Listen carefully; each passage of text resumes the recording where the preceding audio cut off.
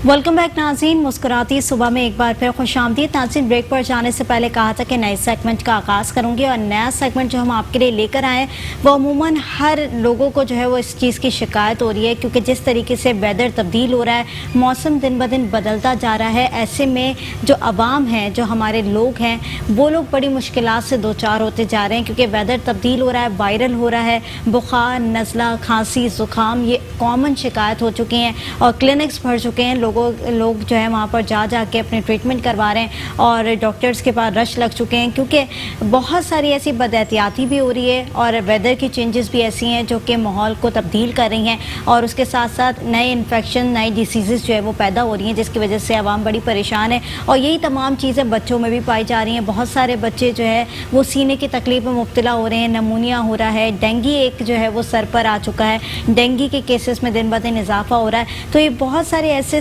Sensitive issues हैं जो कि बहुत ज़्यादा जो है प्रॉब्लम क्रिएट कर रहे हैं। तो इन तमाम सूरत हाल के ऊपर जो हमने बात करने के लिए आज प्रोग्राम के अंदर गेस्ट को मदऊ किया, वो डॉक्टर हैं, डॉक्टर इब्राहिम यूसुफ हमारे साथ मौजूद हैं, जो कि doctor of medicine, child specialist हैं, एस्थमा, एलर्जी, न्यूट्रिशन कंसल्टेंट भी हैं। आपको वेलकम करूँगी प्रोग्राम के अंदर डॉक्टर इब्राहिम यूसुफ। वालेकुम अस्सलाम। सबसे पहले तो यही सवाल है जो कॉमनली आप देख रहे हैं कि वेदर की चेंजेस आपके सामने, वेदर की चेंजेस की वजह से वही तमाम लोगों को बुखार, नज़ला, खांसी, ज़ुकाम और इससे ज़्यादा बड़ी जो है ना कंडीशन वर्स्ट होती जा रही है। एक होता है नॉर्मल फीवर हो गया और वो एक दो दिन में उतर गया, लेकिन ये वायरल ऐसा है कि बॉडी को भी साथ साथ जकड़ता जा रहा है, सीने को भी जकड़ता जा रहा है, खांसी बहुत ज़्यादा हो रही है। तो क्यों हो रही है, क्या वजूहात है?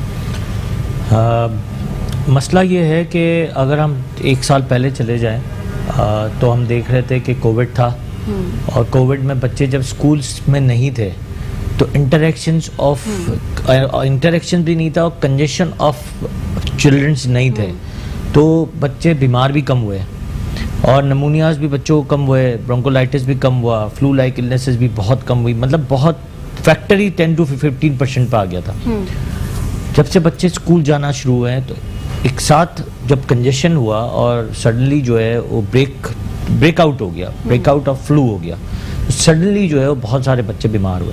उसमें सबसे ज़्यादा जो बच्चे बीमार हुए घर में रहने वाले बच्चे हुए, इसलिए कि एक बच्चे तो जा रहे हैं स्कूल्स, दूसरे बच्चे जो घर पे हैं, जो छोटे बच्चे हैं जिनकी कुव्वत मुदाफ़त कम है, जिनमें पावर नहीं है, इम्यूनिटी कम नहीं है, जिनमें पावर कम है यानी चीज़ों को हैंडल करने की, उनको ज़्यादा प्रॉब्लम शुरू हो गया। तो उसमें सबसे ज़्यादा जो प्रॉब्लम हुआ, जो इन 15 डेज़ 20 डेज़ में मैं देख रहा हूँ, वो ज़्यादा वायरल नमूनियाज हुए। उसमें वायरल नमूनियाज में सबसे ज़्यादा जो हुआ वो चेस्ट कंजेशन हुए। दीज डेज बहुत ज़्यादा कंजेशन होते होते ठीक नहीं हो रहा तो न्यूमोथोरिक्स हो गया, मतलब लंग फट गया, लंग में एयर आ गई, लंग में फ्लूइड आ गया। ये भी बहुत सारे इश्यूज हमने देखे हैं अभी, क्योंकि वो क्रिटिकल कंडीशन जा रही है, क्योंकि इम्यूनिटी कम हो गई है। अगर इम्यूनिटी कम होगी आप उससे फाइट नहीं कर सकते वायरल।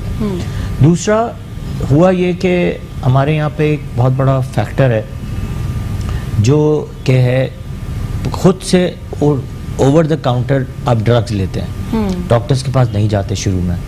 अब हुआ है कि माएँ जो हैं या तो डॉक्टर्स के पुराने पर्चे ही पढ़ रही हैं या तो घर से टोटके दे देती हैं, घर के टोटके दे रही हैं। टोटके आर वेरी इफेक्टिव, बट आपको पहले डायग्नोसिस जरूर होना चाहिए ना? बिल्कुल, और डायग्नोसिस ज़रूर पता होनी चाहिए कि डायग्नोसिस में है क्या बच्चे को, फ्लू लाइक इलनेस है, नमूनिया तो नहीं हो रहा, कहीं एक्सरे करा के ये देखना है पैच तो नहीं आ रहा, उसके लिए आपको एक कंसल्टेंट के पास जाना ज़रूरी है।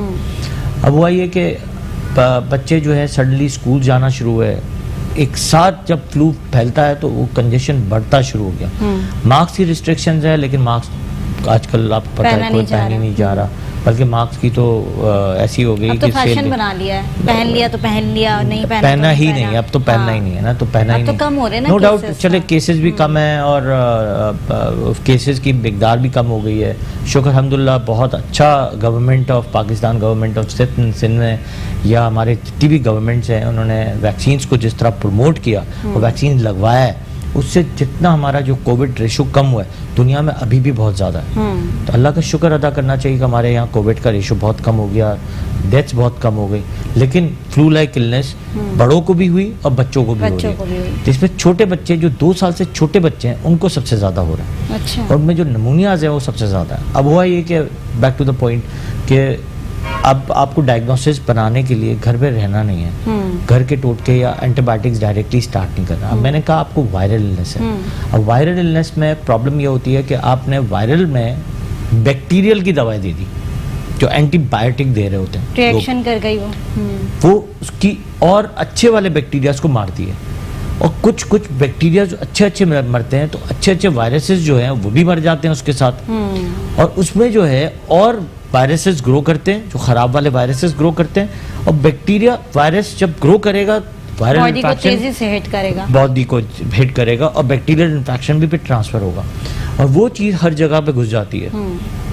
वायरस है तो बैक्टीरिया माइक्रो ऑर्गेनिज्म होते हैं, वो आपके यूरिन के ट्रैक में भी घुस जाते हैं, पेट में भी घुस जाते हैं। पेट में इन्फेक्शन चल रहे हैं, इसमें लूज स्टूल्स भी होना शुरू हो गए बच्चों को, यूरिन में इन्फेक्शन होना शुरू हो गया है, निमोनियाज हो गए, निमोनिया में अस्थमा भी हो गया, वीजिंग हो गया, ब्रोंकाइटिस हो गया, ब्रोंकोलाइटिस हो गया। निमोनिया की भी मैंने देखा कि कैटेगरीज है। बिल्कुल, ऑफ कोर्स, क्योंकि लोगों को पता ही नहीं होता कि कहाँ पर उसको पिक करना है, क्योंकि जब वो नमूनिया बहुत ज़्यादा बिगड़ जाता है तो उसके अंदर कैटेगरीज इन्वॉल्व होनी शुरू हो जाती हैं, वो और ज़्यादा जो है ना बिगड़ना शुरू हो जाते हैं केसेस। अब कई दफ़ा क्या होता है कि हम जैसे एक पेशेंट आया सिक है, 4-5 दिन उन्होंने घर पे रेमेडीज कर ली या एक जीपी के पास चले गए, जीपी ने बस 2-4 दवाएं अपनी दे दी, अपनी दवाएं, कोई एक्सरे नहीं हुआ, कोई ब्लड टेस्ट नहीं हुआ, और हमारे पास आ गया 5-6 दिन बाद, बिल्कुल सांस की रफ्तार तेज़ हो रही है, यहाँ से सांस चल रहा है, यहाँ गड़ा पड़ रहा है, सब कोस्टल रिसेशंस कहते हैं, यहाँ गड़ा पड़ रहा है, सब सुपर कोस्टल रिसेशंस शुरू हो गए, बच्चा बिल्कुल हपकपा रहा है। अब आ गया एडमिशन आ गए, उनके एक होता है कि हमने कहा कि एक आप एडमिट हो जाए। अब उनका एक पहले ही होता है कि नहीं हमें एडमिट नहीं होना, उनको लगता है कि डॉक्टर का सबसे पहला टूल होता है कि एडमिट कर दिया ठीक है। तो अब सांस तेज चल रहा है, ऑक्सीजन की कमी, ऑक्सीजन की मुझे लग रहा है कमी है, लाइन में बैठ के मेरी क्लिनिक में अंदर आए हैं, मतलब दे डोंट थिंक ऑफ के यार कि फर्स्टली तो उनको इमरजेंसी जाना चाहिए था, इमरजेंसी से डॉक्टर मुझे रेफर कर देती। अब ये लाइन में इतनी देर बैठ भी गए, इसके बाद और तबीयत खराब, तो ये बहुत सारी सिचुएशंस होती हैं जो पेरेंट्स इस चीज़ को नहीं समझता। हम गाइड भी कर रहे होते हैं, और thanks to you all team कि आप हमें बुलाते हैं, हमसे ये बातें करते हैं, शेयर करते हैं। लाखों लोग इसको देख रहे होते हैं, और लाखों लोग में से कुछ चंद लोग उसको अमल करते हैं, और 999 लोग जो हैं वो अपनी चीज पे खड़े रहते हैं। तो एक ये बहुत बड़ा प्रॉब्लम है, और आप लोगों की सबसे बड़ी एफर्ट होती है कि आप लोग हमें इस तरह हमसे इतनी लंबी चौड़ी इस तरह की बात कर रहे होते हैं कि नहीं, हमारा भी मकसद ये होता है कि जितने लोग हमें देख रहे हैं एटलीस्ट कुछ लोग तो पिक करें उस चीज को, एटलीस्ट कोई तो रिजल्ट। इसीलिए तो मैं कह रहा हूँ कि आप लोगों की सबसे बड़ा एफर्ट है कि ये आप लोग ये काम कर रहे होते हैं और ये चीज़ लोगों तो पहुँचा रहे होते हैं। लेकिन मैंने कहा ना कि 999 लोग जो हैं वो इसको अमल कर देखते हैं और सुनते हैं, कहते हैं बस ठीक है। दूसरा कुछ लोग अमल करते भी हैं और फॉलो भी करते हैं कि नहीं यार उन्होंने कहा इसका मतलब ये बात सही है। जो अमल नहीं करते वो फिर सरवाइव भी कर रहे होते हैं उस सिचुएशन से, और फिर वो लोग बड़े अजियत में भी आ रहे होते हैं। ऑफ कोर्स यही होता है कि इनके साथ बहुत सारे प्रॉब्लम्स होता है। अब क्लिनिक्स में मैंने कहा ना कि नमूनियाज के पैचेस आ रहे हैं, अब एक्सरे के लिए कहो, पहले कहेंगे एक्सरे क्यों, बहुत सीरियस है। मैंने कहा नहीं भाई आप एक्सरे तो करा लो, एक्सरे कराने से चीजें पता तो चले कंडीशन क्या है, एक्सरे से पता चलता है कंडीशन क्या है। ये तो क्लिनिकल साइट्स है ना सारी, तो ये तो आपको करनी है। अब ये चीज तो आपको 6 दिन पहले करा लेनी चाहिए थी जब सांस की रफ्तार तेज हो रही थी। पाकिस्तान का मैंने एक मेंटालिटी देखी कि अंदाजे की बुनियाद पर बड़े खुश हो जाते हैं। ऑफ कोर्स, और सबसे इम्पोर्टेंट ये है कि बस कोई जादू हो जाए, इनके लिए होता है कि जादू हो जाए, बस मिरेकल हो जाए, कोई बस ऐसी चीज हो जाए, बस डॉक्टर जादू की छड़ी होती है उसके बाद। मैं इनको इस तरह देखता हूँ, मैंने कहा हमारे पास कोई जादू नहीं है, जादू किसी और लोगों के पास होता है, हमारे पास नहीं है। सेकेंडली आपको बात बताऊँ कि मेरे पास कुछ फीवर्स के साथ आते हैं, 2 weeks fever, 3 weeks fever, 4 weeks fever. अच्छा, यकीन करो कोई एक टेस्ट नहीं, कोई भी एक test, normal medication 4 antibiotics change हो गई, कोई टेस्ट नहीं, कोई प्रॉपर एंटीबायोटिक का डोज नहीं, कोई ये नहीं पता कि क्यों दे रहे हैं एंटीबायोटिक, फीवर क्यों है, फीवर की जो हिस्ट्री है कि रात को हो रहा है, दिन में हो रहा है, शिवरिंग के साथ हो रहा है, स्वेटिंग के साथ उतर रहा है, दवाई से कितनी देर में दवाई से उतरता है, आपको सारी चीज़ें देखनी है, कितना हाई पीक गया। अगर आपको एक कंसल्टेंट के पास जाएंगे जिसकी ट्रेनिंग इसमें है, वो आपको बताएगा कि यार ये चीज़ें इसमें जाएंगे तो ऑटोमेटिकली आपको चीज़ें आपकी इसमें सेटल होंगी। अब लोग तुक्के मार रहे होते हैं कि यार एक डॉक्टर चेंज किया, दूसरा चेंज किया, तीसरा चेंज किया, चौथा किसी शायद से तो आ जाएगी शिफा। अच्छा कंसल्टेंट का सुन के फिर उसके बाद चलेगा, वो फिर लिस्ट लिख के देगा, फिर वो बाहर निकल के कहेगा यार वो अच्छे थे, 4 लोग उस पर फिर टेस्ट भी उन्होंने नहीं 4 लिखा मेडिसिन लिख के दे दी थी, लेकिन ठीक नहीं हुआ। अब हम जब टेस्ट देंगे हो सकता है उसमें कोई ऐसा इन्फेक्शन आ जाए जो आजकल Exactly. बहुत चला हुआ है, जिसको कहते हैं XDR infections, multi drug resistant infections. अब मल्टी ड्रग रेजिस्टेंट इन्फेक्शंस में सबसे खतरनाक चीज़ ये होती है कि उसका जो कोर्स है एंटीबायोटिक्स वो बहुत ही ज़्यादा एक्सपेंसिव है। ओके। अब वो चलाना, वो किन एक- पेशेंट्स को दिया जाता है? जिनको XDR इन्फेक्शंस आए हों, जैसे टाइफॉइड XDR आ रहा है। टाइफॉइड एक आम टाइफॉइड होता है जो आम मेडिसिन से भी ठीक हो जाता है, लेकिन कुछ अरसे से हम देख रहे हैं कि XDR इन्फेक्शंस है। लास्ट फ्यू मंथ से मैं देख रहा हूँ XDR UTIs चल रहा है। अब हुआ कि एक बच्चा 6 महीने का है, उसको UTI हुआ, यूरिन में इन्फेक्शन हुआ, वहीं से वो इन्फेक्शन के बगैर, यानी टेस्ट के बगैर, कल्चर के बगैर या डेली रूटीन जो DR होता है उसके बगैर ही उन्होंने किसी भी ने एंटीबायोटिक्स देना शुरू कर दिया। हर 15 दिन, 20 दिन, 1 महीने, 2 महीने में एंटीबायोटिक्स ले रहे हैं। 1 साल, 1.5 साल, 2 साल में बच्चा उन दवाइयों से रेजिस्ट हो जाता है। अब उसके लिए तो वो दवाई काम ही नहीं करनी, अब उसको काम करनी है 4th जनरेशन, 5th जनरेशन। उनको उसको देने के लिए हमारे लिए अब ड्रग्स की गुंजाइश कम हो जाती है। एक ड्रग सिंगल ड्रग से सेंसिटिव है। ऐसे ही UTIs, यूरिन में इन्फेक्शन का भी यही है कि यूरिन में इन्फेक्शन का भी, अगर यूरिन का इन्फेक्शन भी इसी तरह चलेगा तो XDR होने में तो आप फिर ठीक ही नहीं कर सकेंगे। अब इसीलिए कहते हैं कि पहले टेस्ट कराओ, कल्चर्स पे जाओ, इसके बाद आपको, आप कई दफ़ा हमें क्या होता, हमने सिर्फ CBC कराया, CRP कराया, नेगेटिव आया, फीवर चढ़ रहा है, ब्लड कल्चर कराया, नेगेटिव है, यूरिन DR कराया, नेगेटिव है, पता चला किसी में कुछ नहीं आया, यूरिन कल्चर में आके सेंसिटिविटी आ गई कोई ऐसे इन्फेक्शन की जो आप ट्रीट करेंगे और ठीक हो नहीं कर जाएगा। सकते, तसव्वुर नहीं कर सकता। बस यही वाली बात है, एक्सपीरियंस। बिल्कुल। Experience makes you perfect. यानी हम लोग अपने आप को अभी भी कहते हैं हम we are taking experience day by day. Daily हमारे लिए एक्सपीरियंस होता है, उसी से हम परफेक्टनेस ला रहे होते हैं। स्टिल हम रोज सीख रहे लर्निंग की होते एज कभी खत्म नहीं हैं। होती। ऑफ कोर्स हम रोज सीख रहे होते हैं, रोज अपनी जो स्टडीज हैं उसको बरकरार रख रहे होते हैं, नई नई रिसर्च पढ़ रहे होते हैं, नई नई चीजें सीख रहे होते हैं और लोगों को सिखा रहे होते हैं। ऑफ कोर्स आपको बताने के लिए, आप बता रहे हैं, आप टीवी स्क्रीन पे आ रहे हैं, मुझे बहुत सारी नॉलेज होनी चाहिए। बिल्कुल, लोगों को अवेयरनेस देने के लिए तमाम चीज़ें कर रहे होते हैं और बहुत सारी चीज़ें ऐसी होती हैं जो लोगों को पता ही नहीं होती, उनको बताने के लिए यहाँ पर बैठे होते हैं कि बहुत सारी चीज़ें नॉर्मल नहीं लिया करें, वो हाइप भी क्रिएट कर सकती हैं। तो नाज़रीन, एक छोटी सी ब्रेक की तरफ जाऊँगी, ब्रेक के बाद इसी तरीके से गुफ्तगू के सिलसिले को जारी रखेंगे। देखते रहिए मुस्कुराती सुबह। वेलकम बैक नाज़रीन, मुस्कुराती सुबह में एक बार फिर खुशामदीद। नाज़रीन, ब्रेक पर जाने से पहले जिस तरीके से हम बात कर रहे थे कि कौन कौन सी कैटेगरीज होती हैं नमूनिया को जो रेफ़र कर रही होती हैं, और साथ ही जब आप लोग को कोई भी सिम्टम्स क्रिएट होते हैं, बुखार होता है या कफ बहुत ज़्यादा होती है, खांसी बहुत ज़्यादा होती है, तो आप लोग किसी तरीके से करते हैं कि घर में इलाज करने की कोशिश करते हैं, घर में मेडिकेशन लेने की कोशिश करते हैं। और जब आप घर में मेडिकेशन लेते हैं तो वो आप लोग समझते हैं कि 1 हफ्ते के अंदर या 2 दिन के अंदर उसका एक पॉजिटिव रिस्पॉन्स आएगा और आप लोग जो है वो ठीक हो जाएंगे। लेकिन डे बाय डे वो कंडीशन वर्स्ट होती चली जाती है और उसके बाद आप लोग जब केस बिगड़ जाता है तो डॉक्टर से रुजू करते हैं और वो भी जनरल फिजिशियन के पास जाते हैं, वहाँ पे एंटीबायोटिक चेंज हो जाती है, उसके बाद एक प्रॉपर टेस्ट नहीं करवाते जिससे पता चल सके कि नोयत क्या है, कंडीशन क्या है, और फिर जो है केस बिगड़ता चला जाता है और आप लोग को बहुत ज़्यादा दुश्वारी का सामना करना पड़ता है। ये तमाम चीज़ें बताने का मकसद ये है कि जब भी कोई भी ऐसी चीज़ आप लोग को इनटेक हो रही है या कोई भी चीज़ आपको फील हो रही है तो फ़ौरन उसका एक्शन लें और अपनी सेहत का ख्याल रख के फ़ौरन एक फिजिशियन के पास नहीं बल्कि एक कंसल्टेंट के पास जाएं जो कि उसके अंदर माहिर है और उसी चीज़ के अंदर जो है वो आपको तमाम अच्छी से अच्छी चीज़ गाइड करके आपको एक अच्छी ट्रीटमेंट दे सके। डॉक्टर इब्राहिम, जिस तरीके से हम बात करें, बहुत सारे मोस्टली लोग होते हैं जिनको पता ही नहीं होता कि उनके साथ हो क्या रहा है और उसके बाद जो है वो अपनी मेडिकेशन लेते हैं और उसके बाद उसका रिएक्शन होता है, उसके बाद कंडीशन वर्स्ट हो जाती है, ख़राब होती चली जाती है और उसके बाद वही कहते हैं ना कि बीमारी बहुत ज़्यादा बढ़ जाती है और फिर वो लोग बेड पर आ जाते हैं। तो ये सिचुएशन हमारे साथ बड़ी कॉमनली मैं देखती हूँ कि लोगों के साथ हो रही होती है, क्योंकि हमारे घर के अंदर डॉक्टर भी बहुत सारे मौजूद होते हैं जो कि इलाज कर रहे होते हैं और मेडिकेशन चेंज कर रहे होते हैं। तो ये तमाम सूरत हाल से किस तरीके से ऐसे केसेस आपके पास भी आते होंगे जो कि बहुत ज़्यादा बिगड़ते हुए आते हैं? ये वाली बात कही ना कि घर में बहुत सारे डॉक्टर होते हैं, वो भी बाजार नहीं, फोन पे होते हैं जी। मतलब अम्मा को फोन किया, पप्पो को फोन कर दिया। पप्पो ने तो 50 बच्चे पाले हुए हैं, उनको तो सब पता है, वो तो डॉक्टर से भी ज्यादा एक्सपीरियंस है, वो तो डॉक्टर से ज्यादा उनको एक्सपीरियंस है। होम रेमेडीज करते रहे। अब उसमें कई दफ़ा होम रेमेडीज में जो है वो कई दफ़ा वो आपको डायग्नोसिस नहीं होती, कई दफ़ा आपने रात को सही तरह कुछ चीज़ बांध के और नहीं करते हैं लोग, पान का पत्ता लगा दिया और बांध दिया।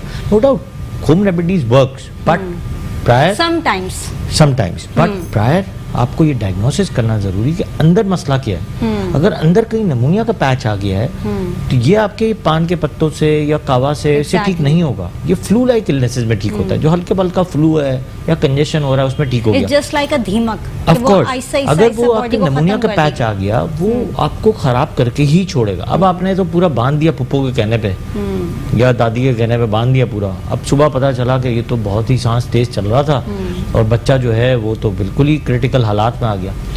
इसमें सबसे ज्यादा प्रॉब्लम ये होता है कि जब आप सुबह लेके जाते हैं ना तो उनका एटीट्यूड ये होता है कि बच्चा तो सही था, बच्चा तो सही था, यहाँ आने के बाद जो है वो कंडीशन बिगड़ गई। अब उसमें कई दफ़ा बच्चों के साथ जो प्रॉब्लम्स होते हैं, आपको पता है कि बच्चा सीरियस हो जाता है, वेंटिलेटर्स पे चले जाते हैं, कई दफ़ा इत्तेफाक से इंतकाल भी कर जाते हैं। उसमें सबसे ज़्यादा प्रॉब्लम डॉक्टर्स को फेस करना पड़ता है और स्टाफ को कि वो जो लो आवाम है वो नहीं समझना चाहती कि बच्चे के अंदर प्रॉब्लम क्या था।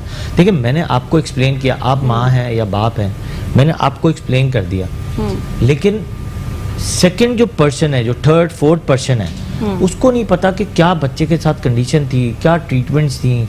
मैं तो हर अपने जितने भी कंसल्टेंट हैं या जितने भी मेरे कुलीग्स हैं, मैं उनको कहता हूँ कि जब भी पेशेंट रिसीव करो इतना ख़तरनाक, मेक अ वीडियो के उस वक्त कंडीशन क्या थी, काउंसलिंग करो तो उसकी वीडियो टैप कर लो कि यार ये हमने इस वक्त काउंसलिंग की है, इनको की है, पता चले। अच्छा फिर आप रिलेशन ज़रूर पूछें, कई दफ़ा रिलेशन हम नहीं पूछ रहे होते, पता चले मैंने तो काउंसलिंग की तो पता नहीं चचेरे का भाई जो है वो आके सामने खड़ा हो गया और आपने काउंसलिंग कर दी, पता चला कि अब्बा और अम्मा तो है नहीं, दूसरे दिन अम्मा अम्मा आ गए, हमारे बच्चे के साथ क्या कर दिया। बिल्कुल ऑफ कोर्स ऐसी बहुत सारी सिचुएशंस होती हैं।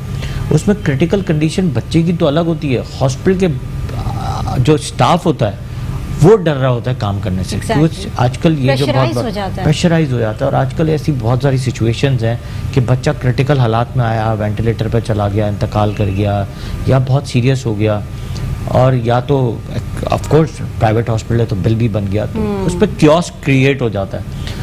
क्योस क्रिएशन हुई क्यों, उसको पीछे किसी ने नहीं देखा। आपने कितने दिन बच्चे को खराब करके घर से लाए हैं, या अडल्ट पेशेंट को भी कितने दिन खराब करके लाए हैं। आपको आपने घर के जो टोटके कर करके या जनरल फिजिशियन के पास जा जाके जो आपने खराबी की है, आपने उसने पिक ही नहीं किया ना कि उसको प्रॉब्लम क्या था। तो उसको पिक करना बहुत जरूरी है, पिक करने से ही सारे काम होते हैं। बैकग्राउंड तो पता होना चाहिए ना कि किया क्या पीछे। तो counselling should be very strong and powerful कि बच्चा किस हालात में आया है, किस सिचुएशन से गुजरा हुआ है। तो ये बहुत इंपॉर्टेंट कुछ चीज़ें हैं जो मैं हमेशा अपने कोलीग्स को बोलता हूँ कि ये प्लीज़ किया करो, और मैं खुद भी करता हूँ क्योंकि मैं खुद भी मुतहद रहता हूँ कि इन चीज़ों से यार ये काउंसलिंग होनी चाहिए इस तरह। अब बैक टू द पॉइंट के नमूनिया को, अगर नमूनिया है, एक्सरे कराया, नमूनिया का पैच आया, डॉक्टर ने कहा इसको एडमिट करना, तो डोंट रिफ्यूज इट। आप उनको बोलेगा नहीं ठीक है डॉक्टर साहब, इफ यू आर सेइंग क्या आप बेहतर जानते हैं, सांस तेज चल रहा है, अगर आपके पास उस पर भरोसा है, भरोसा नहीं है, go to another hospital for the admission, that's better.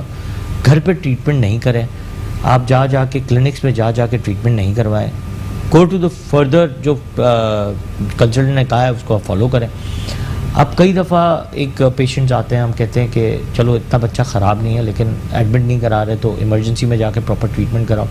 अब कई दफ़ा छोटे बच्चों को यहाँ पे कंजेशन फंस जाता है, देखा होगा आपने, और बिल्कुल सांस जोर जोर से ले रहा होता है, कंजेशन फैल रहा होता है, यहाँ से पस्तियाँ चल रही होती हैं। एक सक्शन प्रॉपर तरीके से और प्रॉपर तरीके से ऑक्सीजन से निबलाई से बहुत सारी चीज़ें बेहतर हो जाती हैं। लेकिन अगर आप पेशेंट को कहेंगे सक्शन करा लो इमरजेंसी में, वहीं से वो भाग जाएगा, इमरजेंसी से ही भाग जाएगा, यानी हमारी क्लिनिक से ही भाग जाएगा, पता नहीं क्या कर रहे हैं हमारे बच्चे के साथ। तो सक्शन अगर एडमिट होगा तो एवरी 2 आवर्स पे सक्शन होगा, तब तो कराना ही कराना है। बिल्कुल। लेकिन हम कहते हैं इजी एक्सेस है, नहीं एडमिशन करा सकते, इतने पैसे नहीं है, या आप हैसल नहीं करना चाहते तो of course go for the ER treatment.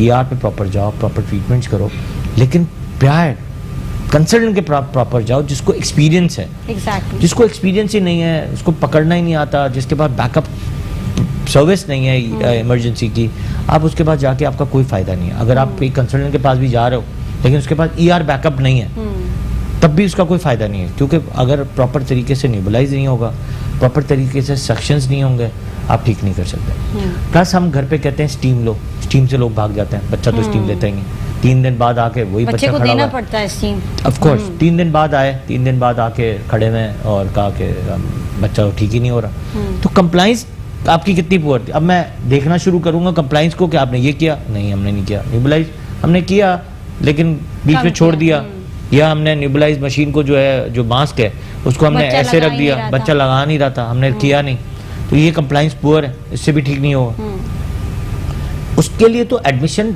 लाजमी बनता है। तब एडमिशन कराएंगे तो आपका बच्चा विद इन 48 आवर्स 96 आवर्स काफ़ी हद तक बेहतर हो जाएगा।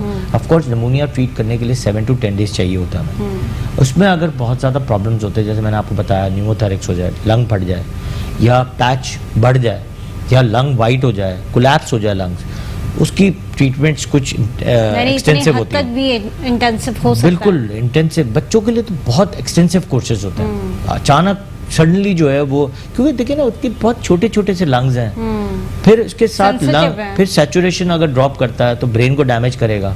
2 साल से छोटा है तो पैरालाइटिक इफेक्ट बहुत जल्दी होने के चांसेस हैं, आगे जाके सेरेब्रल पैल्सी होने के चांसेस है। इसी तरह नमूनिया कन्वर्ट्स इनटू मेनिंजाइटिस, गर्दन और बुखार में भी कन्वर्ट हो सकती है। 2 साल से छोटे बच्चों को वो ब्रेन को डैमेज करती है। इसी तरह नमूनिया जो फिट्स है पड़ने शुरू हो जाते ऑफ हैं। कोर्स फिट्स पड़ना शुरू हो जाते हैं, इलेक्ट्रोलाइट्स इम्बैलेंस हो जाते हैं, क्योंकि खा पी नहीं रहा, इलेक्ट्रोलाइट्स बैलेंस हो, कम सोडियम कम हो गया, पोटाशियम कम हो गया, अमाइनो एसिड्स कम हो गए। अमाइनो एसिड्स कम हुए, आप ठीक ही नहीं हो सकते। बिल्कुल अब आप घर पे रह के ठीक नहीं कर सकते हैं इसको। ठीक। तो कुछ चीज़ें तो ऐसी हैं जो एक्सटेंसिव तौर पे हॉस्पिटल में आके आपको ट्रीट करवानी। ठीक है, एक कॉलर हमारे साथ मौजूद है जी। कौन और कहाँ से बात करें? अस्सलाम वालेकुम। वालेकुम अस्सलाम जी। शाहिद महमूद बात कर रहा हूँ रंडी टाउन से। जी शाहिद। मैंने अपने बेटे के बारे में डॉक्टर साहब से मशवरा करना था कि मेरे बेटे को सर्दी, ये जो ठंड शुरू हो रही है, इसमें सांस की प्रॉब्लम ज्यादा होना शुरू हो जाती है, यानी कि इनके पसली वसली चलना शुरू हो जाती है। तो क्या करना चाहिए? मैं बड़ा डिस्टर्ब हूँ। कल भी मैं डॉक्टर साहब के पास लेके गया, उन्होंने इंजेक्शन लगा दिया, तरह तरह के इंजेक्शन लगा देते हैं, तो थोड़ा सा मैं ठीक है, वो ये कह रहे हैं उनकी वो जो नॉर्मली शिकायत हमने शुरू में ही डिस्कस कर ली थी कि जो वेदर चेंज हो रहा है, सर्दी आ रही है ऐसा ऐसा, तो उसकी वजह से जो है वो छोटा बच्चा है उसके जो है सांस बड़ी उखड़ रही है, सांस लेने में प्रॉब्लम हो रहा है, सीना जकड़ रहा है, और उसकी वजह से वो अगर किसी डॉक्टर के पास लेके जा रहे हैं तो वहाँ पर इंजेक्शन लग जाता है, और वो तरह तरह के डिफरेंट इंजेक्शन उनको उसकी बॉडी पर इंजेक्ट कर रहे हैं, और लेकिन उसको बेहतरी नहीं आ रही, उसका सीना जकड़ रहा है, पसलियाँ जकड़ रही हैं, तो ये इशूज़ बड़े हो रहे हैं। यही वाली बात हमने पूरी डिस्कस की। अगर एक प्रोग्राम देख रहे हैं तो उनको पता चलेगा कि हमने पूरे प्रोग्राम में यही डिस्कस किया कि अगर ऐसी सिचुएशन है तो you have to go for the extensive treatment. Hospitalization होना है, हॉस्पिटल में प्रॉपर कंसल्टेंट के अंडर में एडमिट होना है, भी शायद और नेबुलाइज आपको ये करके बात रिलीफ हो जाए। Of course. और दूसरा, आपको ये बात समझनी है कि आपके बच्चे की कंडीशन कितनी क्रिटिकल है। क्रिटिकल कंडीशन आपका हॉस्पिटल में ठीक हो सकती है और क्रिटिकल कंडीशन खराब भी हो सकती है। तो ये चीज़ों को समझते हुए आपको जो है उसको नॉर्मल क्लिनिक्स की तरफ ना जाए। Of अगर course. सही नहीं हो रहा वहाँ पे Proper. इंजेक्शन अगर सही नहीं हो रहा तो सही आपको नहीं हो रहा तो वहाँ मत जाएं, और जहाँ एक कंसल्टेंट के पास ज़रूर जाएं, वो आपकी सारी चीज़ों को चेक करेगा, उसके बाद रिपोर्ट्स के बाद ही आपको Access कोई कराएगा। डायग्नोज करके आपको बताएगा कि क्या चीज़ आपके लिए बेहतर है, या तो फिर इमरजेंसी में ट्रांसफ़र करेगा। वहाँ पर जो है वो अच्छी ट्रीटमेंट देकर हो सकता है कि बहुत अच्छी बेहतरी आ जाए। एक छोटी सी ब्रेक की तरफ जाऊँगी नाज़रीन, ब्रेक से वापस आऊँगी, देखते रहिए मुस्कुराते सुबह। वेलकम बैक नाज़रीन, मुस्कुराती सुबह में एक बार फिर खुशामदीद। नाज़रीन, ब्रेक पर जाने से पहले जिस तरीके से हमने बहुत सारी चीज़ें आपको बताएं कि कौन कौन से सिचुएशन के अंदर किस तरीके से आपने तमाम चीज़ों को टैकल करना है, और बुखार की बहुत सारी इकसाम होती हैं, जिस तरीके से मैंने आपको बताया भी कि वायरल बहुत किस्म के होते हैं। वायरल और इन्फेक्शन बहुत सारी चीज़ों जो है वो आपकी बॉडी को इन्फेक्ट कर सकती हैं, आपकी बॉडी को इफ़ेक्ट कर सकती हैं, और आपकी बॉडी को ख़राब भी कर सकती हैं। और जिस तरीके से मौसम चल रहा है उस वक्त तो बहुत एहतियात की ज़रूरत है। एहतियात करते हुए तमाम चीज़ों को आप लोग टैकल करें, किस तरह से आपने तमाम चीज़ों को टैकल करना है, और खुदारा घर के टोटकों से बाहर आकर ज़रा अपने आप की, अपनी हेल्थ की केयर करें और एक अच्छे कंसल्टेंट के पास जाकर अपना इलाज करवाएं, तो वो आप लोग ज़्यादा अच्छे तरीके से जो है वो रिकवर कर सकेंगे। अच्छा, अब जो मैं टॉपिक डिस्कस करने जाऊँगी डॉक्टर इब्राहिम से, वो ऐसा टॉपिक है जो कि अमूमन तमाम जो पेरेंट्स हैं वो बड़े कश्मकश का शिकार हुए हैं कि हत्ता ये चीज़ करनी चाहिए भी या नहीं करनी चाहिए। जो नॉर्मली हुकूमत ने ऐलान किया है कि तमाम बच्चे जो स्कूल के बच्चे हैं उनको जो है कीड़ों की दवाई पिलाई जाएगी, तो वो कीड़ों की दवाई बहुत सारे पेरेंट्स ये कह रहे हैं कि भाई क्यों पिलाई जाएगी, इससे पहले तो कभी ये इकदाम किया नहीं हुकूमत की जानिब से। तो ये तमाम चीज़ें मैं डॉक्टर इब्राहिम की तरफ जाऊँगी, उनसे बात करूँगी। डॉक्टर इब्राहिम, आपने सुना है डीवॉर्मिंग जो हुकूमत की जानिब से इकदाम लिया जा रहा है कि भाई बच्चों को जो है वो कीड़े मारने की दवाई पिलाई जाएगी, जो पेट के अंदर कीड़े हैं उसको मारने की दवाई पिलाई जाएगी, तो भाई क्यों? बहुत ही अच्छा इक़्तिदाम है, मैं इस पे रिफ्यूज़ल नहीं हूँ, लेकिन हमारे पाकिस्तान पीडियाट्रिक एसोसिएशन के साथ इसकी कुछ एफिलिएशंस नहीं थी, तो इसलिए पाकिस्तान पीडियाट्रिक एसोसिएशन ने इसको अपने पोर्टफोलियो में नहीं ला। इसमें पहले तो ये पता होना चाहिए कि हम देते क्यों हैं, डीवॉर्मिंग करते क्यों हैं। डीवॉर्मिंग दुनिया में हर जगह होती है, और डीवॉर्म में 3 किस्म के कीड़े होते हैं। डीवॉर्म पेट के कीड़े जिसको कहते हैं, इसमें होते हैं हुकवॉर्म्स, रिंगवॉर्म्स और पिनवॉर्म्स। हुकवॉर्म्स, पिनवॉर्म्स और ये जो टेपवॉर्म्स होते हैं, उसमें आते कैसे हैं? अब हम जो सबसे ज़्यादा हमारे यहाँ मुल्क में मिलते हैं वो है पिनवॉर्म्स। पिनवॉर्म्स कैसे मिलते हैं? वो हमारे ज़मीन में मिट्टी में होते हैं, जो हमारे बच्चे खाते हैं। नहीं, वो खाते नहीं हैं, वो बेसिकली पेनिट्रेट होते हैं हमारी स्किन के अंदर से, पाँव के तल्लों से ऊपर से जाते हैं। अच्छा। और हमारे ऊपर से होते होते वो चले जाते हैं पेट के अंदर, पेट में पलते हैं, वहीं पे अंडे डेवलप करते हैं। कुछ दफ़ा वो स्किन्स में घुस जाते हैं। कई दफ़ा आपने अगर किसी डर्मेटोलॉजिस्ट से बात की हो तो आपने देखा होगा कि कई दफ़ा वो आइज़ में आ जाते हैं, कई दफ़ा वो स्किन्स में आ जाते हैं। अच्छा। कई दफ़ा बड़े बड़े कीड़े भी बिल्कुल स्किन्स में चल रहे होते हैं। कई दफ़ा वो ब्रेन के अंदर चले जाते हैं पस की वजह से, तो उसको कहते हैं मैगेट्स। कुछ ऐसे कीड़े होते हैं जो कच्चे गोश्त से आ जाते हैं। तो ये वाले जो पिनवॉर्म्स हैं जो पाँव के तल्लों से जाते हैं, उनकी सबसे जो खराबी है वो ये है कि वो आपके ब्लड के सेल्स जो है ना वो खाते हैं। अच्छा। दूसरा वो RBCs आपके RBCs खाते हैं। दूसरा आपके पॉटी की जगह पे, इंसानी फुजलों की जगह पे आपके रात के वक्त आके वो काटना शुरू करते हैं। उससे ख़तरनाक चीज़ ये होती है कि आपका रेक्टल इच बढ़ जाती है, रात की नींद उड़ जाती है।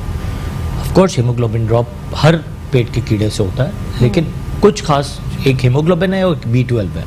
B12 टेप वॉर्म से होता है, पिन वॉर्म से ज़्यादातर हीमोग्लोबिन ड्रॉप होता है, और कंटेंट भी बढ़ता है। साथ में जो है बच्चा बड़ा अजीब सा बिहेवियर करता है, इरिटेट हो रहा होता है, सुबह इरिटेबिलिटी, ओचिंग हो रही होती है, खुजा रहा होता है। दूसरा, इसको मज़ा नहीं आ रहा होता पेट के अंदर, पेट में दर्द हो रहा होता है, स्टूल्स अजीब अजीब से हो रहे होते हैं। तो इतने सारे, यानी मतलब एक कीड़ा तो नहीं होता, इट्स मिलियंस। पिनवॉर्म्स तो बहुत मिलियंस में होते हैं। अब उनको मारना भी बड़ा मुश्किल काम है कि उसको मारना कैसे होता है। सेकेंडली आ जाता है जो हमारे मुल्क में सबसे ज़्यादा दूसरे नंबर पे वो टेप वॉर्म्स, बड़े वाले जो वॉर्म्स आते हैं। वो तो स्टूल के थ्रू आउट भी मैंने देखा, स्टूल में भी, और हमने तो वॉमिटिंग्स में भी देखे हैं ना। वॉमिटिंग में आ रहे होते हैं, बड़े बड़े कीड़े बाहर निकल रहे होते हैं। कई दफ़ा एक गुच्छा बना लेते हैं इस तरफ साइड में, अब वो गुच्छा बना लेते हैं, गुच्छे में हमें उसको फिर कई दफ़ा सर्जरीज करनी पड़ती है। निकालना कैसे? कई दफ़ा अगर मैंने कुछ लोगों ने अगर प्रोग्राम्स देखे हों तो 25 मीटर्स के भी जो है हमारे पेट के अंदर होते हैं बड़ों में। कुछ दफ़ा कुछ हमारी मेडिकल साइंस में है कि आइज़ में भी आ जाते हैं। तो ऐसी बहुत सारी सिचुएशंस हैं जिसमें पेट के कीड़े की दवाई हर साल 6 महीने हर साल में देनी चाहिए, अगर आपके चीज़ों को आपको मैनेजेबल। गवर्नमेंट ने कभी इकदाम नहीं किया, लेकिन स्टिल अगर कर रहा है तो ऑफ कोर्स 5 साल से ऊपर बच्चों को देना। हम तो यहाँ पे क्लिनिक्स में 2 साल से ऊपर बच्चों को माइट भी पॉसिबल है कि रेशो बहुत ज़्यादा इंक्रीज हो रहा है, इसी वजह से हुकूमत ने जो है वो पॉलिसी निकाली। दूसरा, इनकी जो सबसे बड़ी खास साइड इफेक्ट है यह है कि वो हीमोग्लोबिन को ड्रॉप करते हैं, B12 को डेफिसिट करते हैं, जो माइक्रोसाइटिक एनीमिया हो जाता है। उसमें क्या होता है कि हमारे जो नर्व इम्पल्स है वो कम हो जाती है, बच्चा थक जाएगा, एक्टिव नहीं रहेगा। एक्टिव नहीं रहेगा, उसकी बहुत सारे सिचुएशंस गिरेंगे, बार बार गिरना शुरू हो जाएगा, चक्कर आना शुरू हो जाएगा, खाना कम कर देगा, इरिटेबल हो जाएगा, इश्यूज भी बड़ी आ जाती है। और एक बड़े मजे की बात जो बच्चों के साथ होती है, इसको कहते हैं पाइका, नॉन न्यूट्रिशनल प्रोडक्ट को जो है वो इंजेस्ट करता है, यानी कारपेट खा लेगा, फर्नीचर खा लेगा, पेंसिल पूरी पूरी खा लेगा, पेंट खा लेगा, मिट्टी खा लेगा, कचरे खाना शुरू कर देगा, पेपर्स खा लेगा। तो ऐसी सिचुएशन में हमें देखना होता है कि क्या चीज़ ऐसी कम हो गई। उसमें नो डाउट 100% B12 है, हीमोग्लोबिन है, फोलेट है, फॉलिक एसिड है, कैल्शियम है, मैग्नीशियम है, बहुत सारी चीज़ें कम हो जाती है। जिंक आजकल बहुत ज़्यादा कम हुआ हुआ है। तो ऐसी नॉन न्यूट्रिशनल प्रोडक्ट न्यूट्रिशन की कमी की वजह से बच्चा खाना शुरू होता है। और सेकंड वजह पिनवॉर्म्स होते हैं, जो छोटे वाले जो कीड़े होते हैं ये बहुत सारा ये करवा रहे होते हैं। उसमें क्या होता है, उसमें अगर पिनवॉर्म्स कहीं आए हैं उसमें तो ये बहुत फ्रीक्वेंटली, एक तो मिलियंस में होते हैं, मैंने कहा बहुत छोटे छोटे होते हैं, बहुत सारे तेजी से बढ़ना शुरू होता है। दूसरा फिर जब बच्चा खुजाता है तो उंगलियों में आ जाते हैं, नाखूनों में आते हैं, नाखूनों से वो चेंज करते हैं, फीकल ओरल रूट से जा रहे होते हैं, फिर वो माओ से आ रहे होते हैं, जो खाना खिला रहा है उससे आ रहे होते हैं, हर जगह वो पहुंच जाते हैं। अच्छा। तो all family members should be dewormed, ये खास बात है। कई दफा यानी सिर्फ उस बच्चे को नहीं, पूरी फैमिली को डीवॉर्म करना बहुत जरूरी है। जब तक पूरी फैमिली डीवॉर्म नहीं होगी, आप कभी भी वो पिनवॉर्म्स अपनी फैमिली से खत्म नहीं कर सकते। सेकेंडली, रॉ फूड, हाथ धोने का स्टाइल, कोविड ने ये बहुत अच्छा सिखा दिया कि हाथ धोना सिखा दिया, लेकिन स्टिल अभी भी हम ऐसे हम नहीं धोते हैं। बिल्कुल, क्योंकि एक तो हमारी एक नेचर में नहीं है। इस्लाम में तो पहले है कि सफाई नेस्तिमान है, हाथ धोना है फिर खाना खाना है, लेकिन हम ऐसा कुछ नहीं करते हैं। बहुत शायद 5 to 10% लोग करते होंगे, 90% लोग नहीं करते। 90% तो आजकल आपको पता है गैजेट्स के सामने बैठ के बच्चे को खाना खिला रहे होते हैं, जो सबसे बैड हैबिट हम कहते हैं, बैड हैबिट है, तो बच्चा खाना ही छोड़ देता है। मोबाइल वो हाथ में, बच्चों के किताब हाथ में है और इसी तरीके से खाना खिलाया जाता है। ये चीजें हैं जो इसको बिगाड़ रही होती हैं। सेकेंड, हमारा जो टेप वॉर्म्स है, अब टेप वॉर्म्स क्या करता है, टेप वॉर्म्स आपके इरिटेबिलिटी करता है, पेट में दर्द, शदीद किस्म का पेट में दर्द करता है। वो ट्रैवल करता है। ट्रैवल कहाँ करता है, अगर फर्ज करो कि आपने खाने में ले लिया, कच्चे गोश्त में आ गया या फ्रूट में आ गया, वो आपके पहले तो पेट पे जाएगा, पेट से ही आएगा लंग्स में, लंग में पहले डेवलप करेगा अपने आप को, फिर बड़ा होके ये जाएगा फिर पेट में, और फिर बढ़ेगी, साइज नहीं पता कितनी बड़ी हो सकती है। तो डीवॉर्म करना अच्छी बात है। 2 years के बच्चे को हम स्टार्ट कर देते हैं डीवॉर्मिंग। अगर कहीं फैमिली हिस्ट्री है तो हम 1-1 साल के बच्चे को भी कर रहे होते हैं, लेकिन ज़्यादातर हम लोग 2 साल से ऊपर बच्चों को कर रहे हैं। जो गवर्नमेंट ने जो प्रोग्राम लॉन्च किया है वो है 5 years to 14 years के बच्चों का, और बिला बेखौफ आप करवाएं। मतलब आप ये कह रहे हैं कि आप लोग करवाएं? बिल्कुल, ये टैबलेट है 500 मिलीग्राम की, वो आप बिल्कुल पिलवाएं। अगर छोटा बच्चा और वॉर्म्स की शिकायत है घर में तो आधी टैबलेट खिलानी है, वरना फिर 1 टैबलेट खिलानी है। और इसके कोई साइड इफेक्ट्स नहीं है? कोई साइड इफेक्ट नहीं है। IMNCI के प्रोटोकॉल के हिसाब से इट्स WHO बिल्कुल WHO अप्रूव्ड है, और WHO ही हमें इस चीज़ को हमारे साथ ज्वाइन हुई होती है विद गवर्नमेंट ऑफ सिंध और government of Pakistan, all over Pakistan. उन्होंने ये रिकमेंड किया है कि ये होना चाहिए, और पाकिस्तान के अंदर इस तरह की तमाम चीज़ें जो हैं जो कि फेस कर रही है आवाम, उससे जो है निजात हासिल कर सकती है। और बहुत सारे पेरेंट्स मैंने देखा कि वो उनका रीजंस ये होते हैं कि हम अपने बच्चों को पिलाते हैं, हम अपने बच्चों को कीड़े मारने की दवाई देते हैं जो पेट में हो जाते हैं। तो ठीक है अगर आप लोग देते हैं, लेकिन हर 6 महीने के प्रोसेस के बाद और साल के प्रोसेस के बाद आप ये ज़रूर दें,